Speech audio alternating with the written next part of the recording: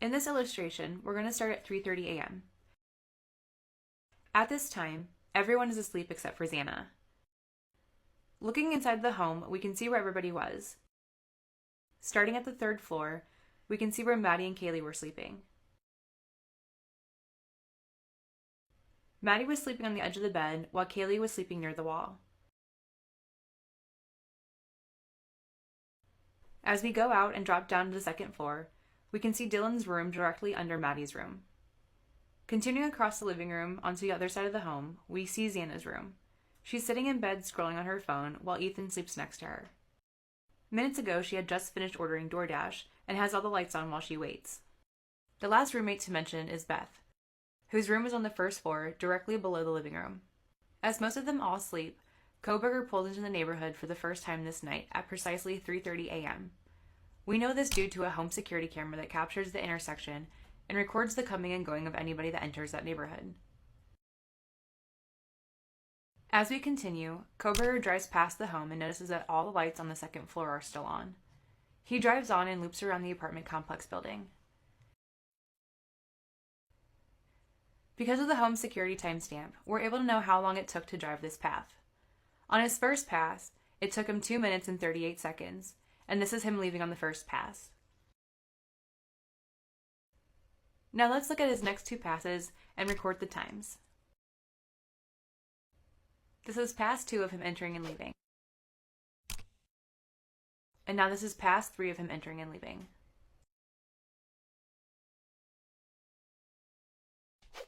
When we do the math, we can see how long he took each pass.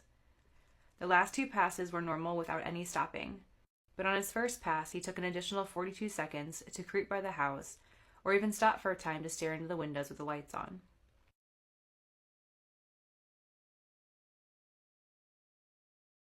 All this information has been coming from camera A, but there is a second camera located behind the apartment complex building, and we're going to call that camera B, located here. This camera allows us to see how long it took to get from point A to point B, and between the 3 security cameras' data, it took between 35 and 37 seconds. What this means is you didn't stop or park somewhere or go into a different direction. He simply drove straight from point A to point B at regular speed.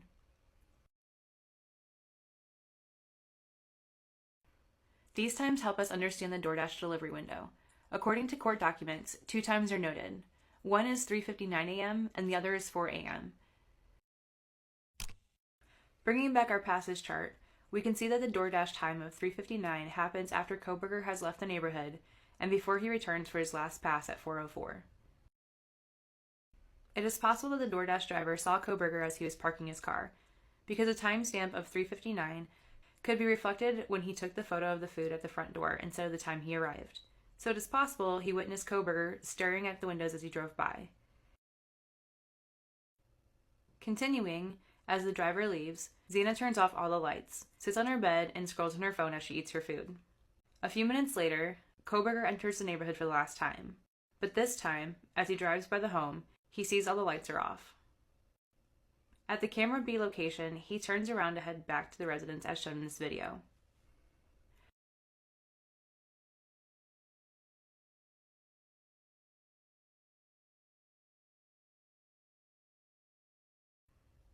When he returns to the front of the house, he does something unusual, so much so that it's noted in the arrest affidavit.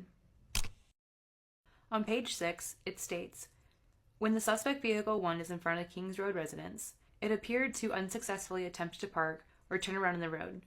It goes on to say that he continued onto the intersection where he did a 3-point turn.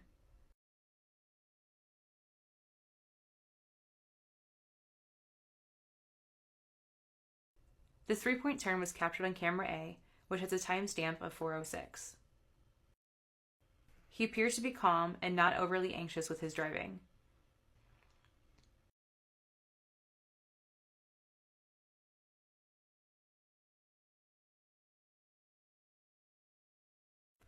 As he heads back in the direction of the residence, he takes one last look at the windows to make sure all the lights are off. As he begins to drive around the end of the apartment complex, camera B records the time of 4:07. Fast forwarding a little bit, Kohberger drives to the back parking lot away from other residences.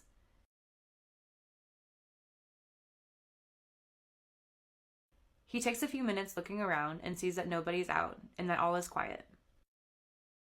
He eventually grabs his things, gets out of the vehicle, and begins walking to the back of the home. At approximately 4:13 a.m., he begins to make entry. As he steps in, he takes a minute to make sure everything is quiet and that nobody is truly up. He walks to the entrance of the living room and looks around. He continues to be cautious and stands there listening.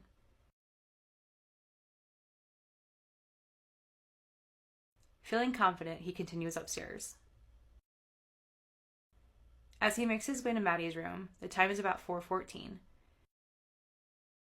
Meanwhile, 2 minutes later, Xana takes a break from TikTok and walks into the kitchen. Evidence shows her activity on the app stopped at 4:16. As she enters the kitchen, she's a little shocked to see the sliding glass door wide open. And at the same time, she hears a serious commotion going on upstairs. A source revealed that Xana's phone recorded steps and elevation change, which is how it's known she went to the kitchen and the third floor. When she walked up to Maddie's doorway, she interrupted Kohberger, who had just finished an intense battle with Kaylee, who fought back violently. After a second or two, he notices her, and then she turns away. Being dark, Xana didn't realize what she was seeing other than a shadowy figure. Out of fear, she quickly leaves. A single source, unaffiliated with the media, claims Kohberger injured Xana on the third-floor hallway, leaving evidence of blood there. But this single source of information has not been validated by any more sources. Continuing, Kohberger, without thinking, pursues her all the way to her room, not realizing he had dropped the sheath of his knife. When he gets to the room, he attacks Xana, and the time is precisely 4:17:30. We know this because of camera A captured the sound of screaming and the thud.